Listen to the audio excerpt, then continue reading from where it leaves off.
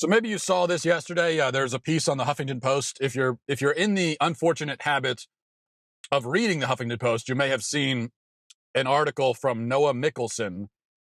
And what he's saying is that we all have to stop eating at Chick Fil A because it is pure bigotry to eat at Chick Fil A. Okay, now, here's the thing about that. Sorry, I'm just finishing my lunch. The waffle fries, I'm sorry. The waffle fries are very good. They're not the best fast food fry, however. That honor, of course, goes to, well, we all know it goes to what? Arby's, right? Now, I had to get lunch, so in fact, the Chick Fil A that I go to, the line is always like there's always about 57 cars in the line, but it's well worth it, and that's pretty much every Chick Fil A you go to.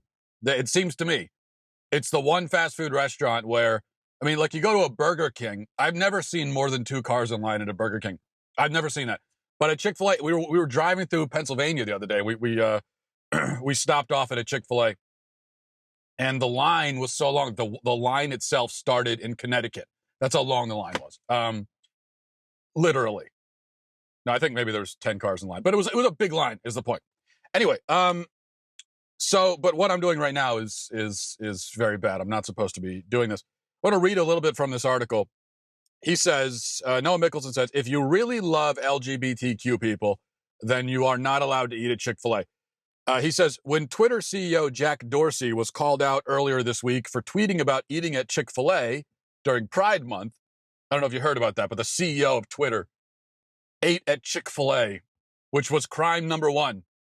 But crime number 2, it was during Pride Month of all times to eat at Chick Fil A. How dare he?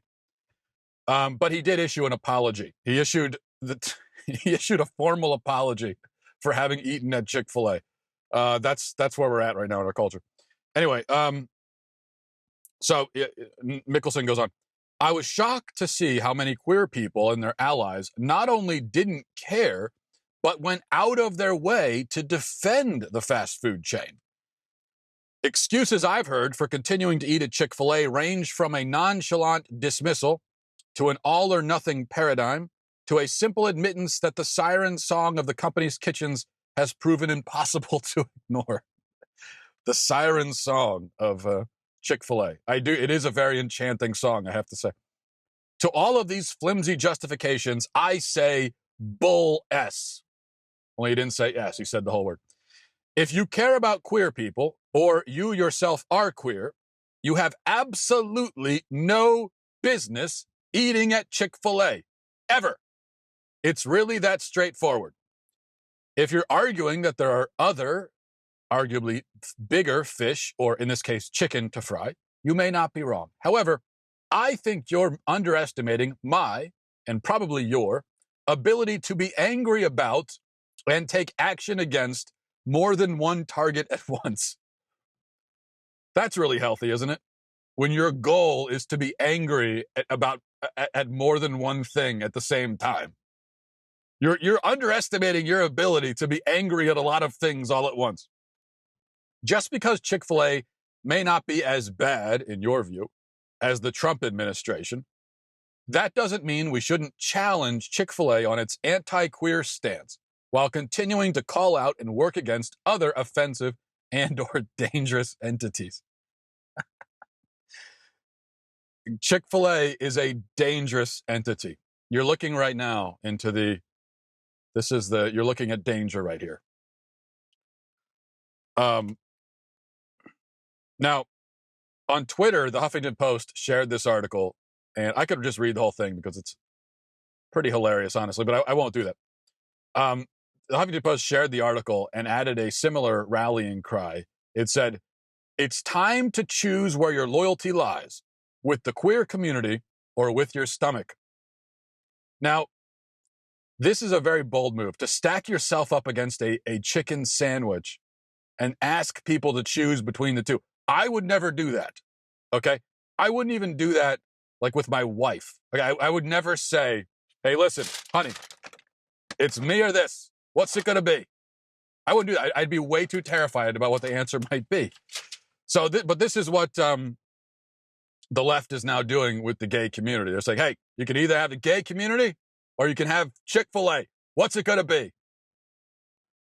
And considering the gay left has been, frankly, so vicious towards Christian conservatives, it's, again, I don't know if that's a competition you want to have. But this is the stance that the left has taken. It refuses to coexist alongside this chicken restaurant. And it will attempt to punish not only the company, but anyone who even associates with the company, it will try to punish. And these efforts have not gone away. We've got this stuff that happened this week. You've got on college campuses, you always hear about anytime a Chick Fil A opens on a college campus, you have students that rally together and protest. I mean, I don't know why. It's not like many college campuses, at least the ones I've been to, there's oftentimes there are not very many good food options, and you're rallying against the best food option. What's wrong with you? Cutting off your nose to spite your face, or to spite your stomach in this case. So you hear about that. There was that really bizarre article in the New Yorker a few months ago where they talked about the creepy insurgency of Chick Fil A into New York City.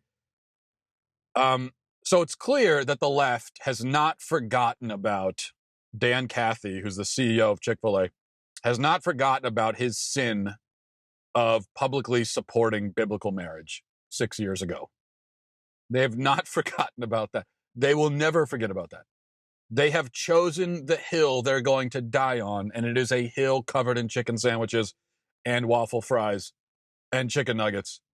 And there's also milkshakes on the hill, especially the have you had the cookies and cream milkshake at Chick Fil A?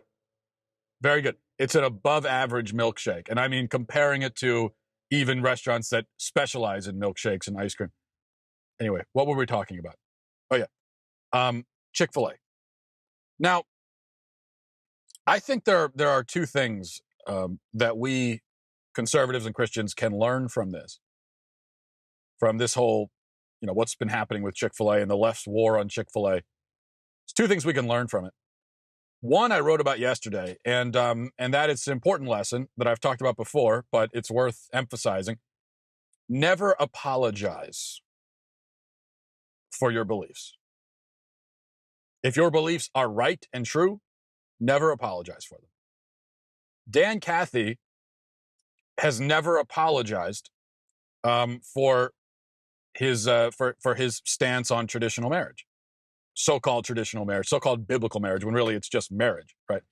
But he's never apologized for that. 6 years later, they're still coming after him. He still has not apologized. Now, the left could try to claim some sort of victory based on the fact that Dan Cathy's charitable organization doesn't donate to certain, quote, anti-gay groups anymore.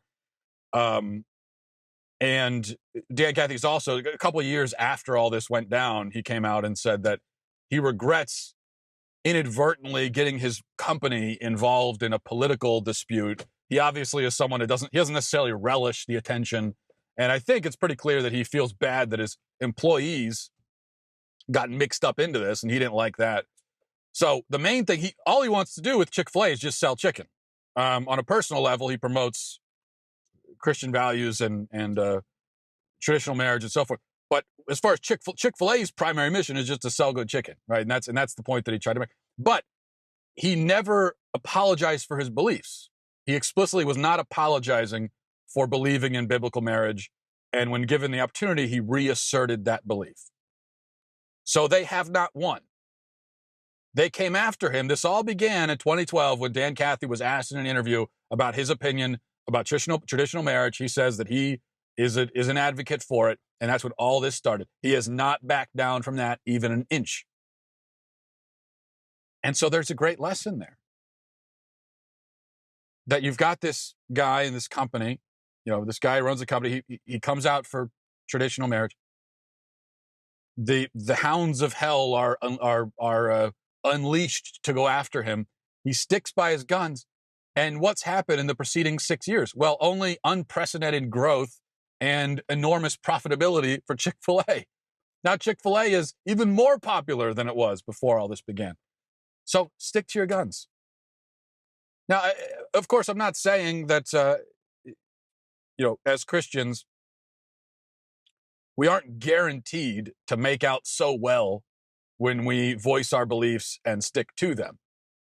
I mean, Jesus tells us that you're going to suffer, you're going to be persecuted. So that clearly can happen and does happen and will happen. But not always. It is possible that you could stand up for your beliefs and emerge from it relatively unscathed, or even better off than you were before. That is possible. The left wants you to believe that it's not possible. That anytime you stand for your beliefs, you're sacrificing. It's a dangerous thing to do. You're sacrificing your livelihood, your everything. Everything you've worked for is going to go out the window. Now, it is possible that result could follow, but not necessarily. And the main thing, of course, is whatever happens to your company or whatever happens to you financially, you still have your soul at the end of it, and that's what's important.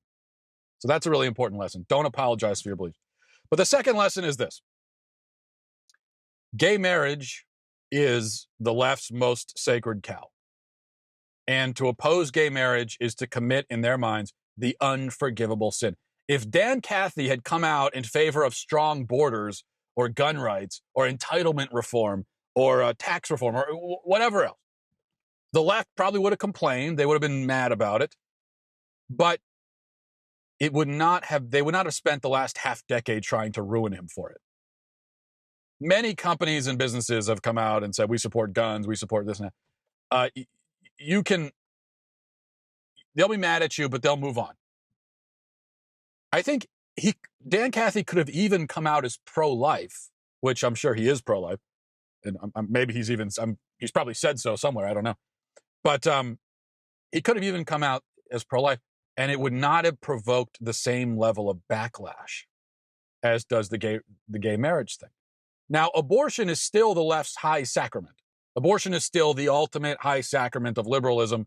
It's absolutely central to their doctrine of moral relativism, and so that's why it's so important. But I think you're going to endure more fury for defending biblical marriage than for any other position, including on abortion. And this is why most Christians in America, even while they pretend to be fighters against the left, will not breathe a word of opposition to gay marriage. And they will not publicly defend the sexual morality of Scripture. They won't do it. And as more and more of these spineless Christians disavow these positions, the left becomes even more vicious and hostile against those who, the remaining few who will stick by their beliefs. Because we've empowered the left by abandoning this position. We've just empowered them. And now that there are so few people who will oppose the gay agenda, the left is just, when they encounter somebody like that, they're just shocked and offended and appalled. They're like, what? You can't, but this position is so unpopular. You can't still be saying this. Nobody else is saying it. Look around. Even your own people have stopped saying it. How are you still saying it? You can't say that. They're just indignant about it. They can't handle it. And so they become very bewildered and enraged. And they simply won't tolerate even a small minority of dissenters on this point. They demand an absolute universal consensus on this issue. That's what they demand. And we should not give it to them.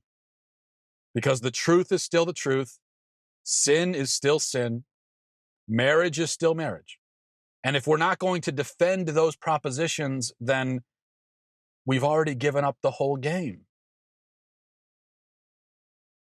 Many conservatives today will say that, well, opposing gay marriage, defending traditional marriage, it's pointless, it doesn't matter, it's irrelevant, it's not an important issue. Well, if it's so irrelevant and if it's so unimportant, then why is the left trying so hard to eradicate this view? What is it so afraid of?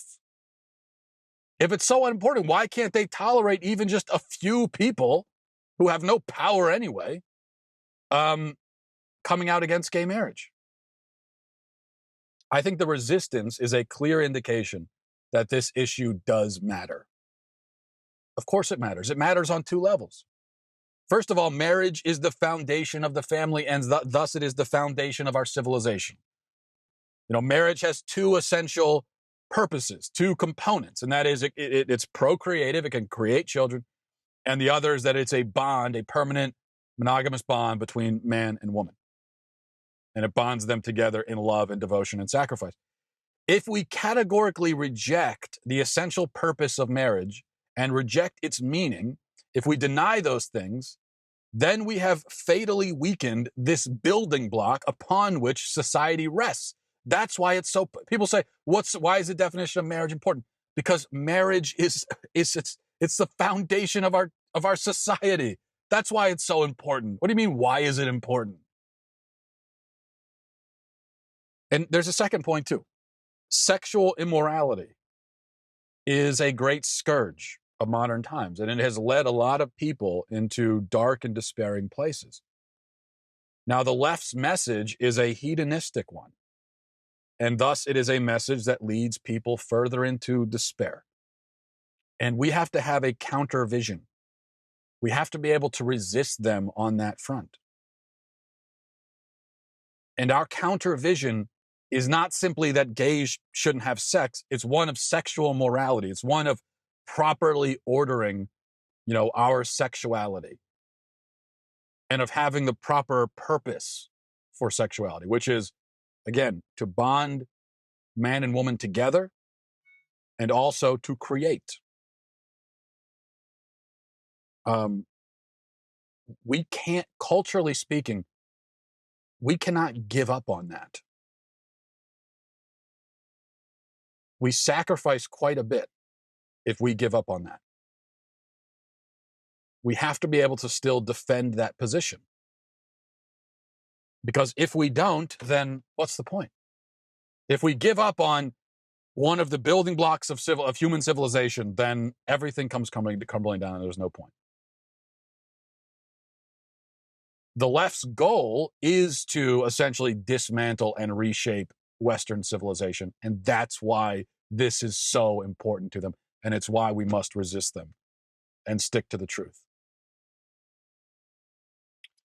Just like Chick Fil A.